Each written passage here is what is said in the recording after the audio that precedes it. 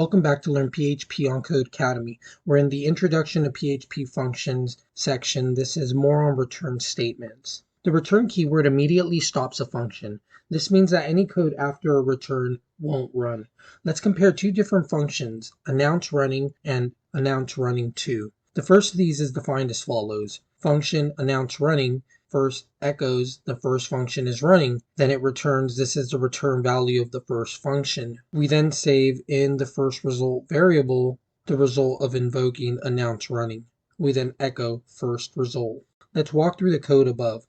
We define the function announce running. Next, we define the variable first result and assign as its value the result of invoking the announce running function. This function did two things. It executed the function causing the first function is running to be printed. It also assigned this is the return value of the first function to first result. Finally, we printed first result. That seemed to work as expected. In our terminal. We saw the first function is running. This is the return value of the first function. Let's contrast that to the following example. Here we have function announce running to has its return value. This is the return value of the second function. Echo PS I love you. When we invoke announce running to and save it into our second result variable, we then echo second result. In this example, the string PS I love you will never be printed. As soon as a return statement is reached, the function will end. So in the terminal, we'd see this output.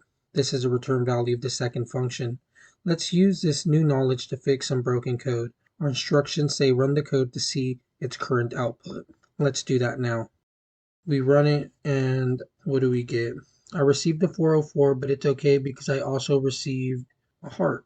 The not found function should print the string error page not found and return 404. Fix the not found function so that it works as intended. Here's not found, and we want to switch this return to be under echo. Let's do that now. Run it. It does pass, and we do get error page not found.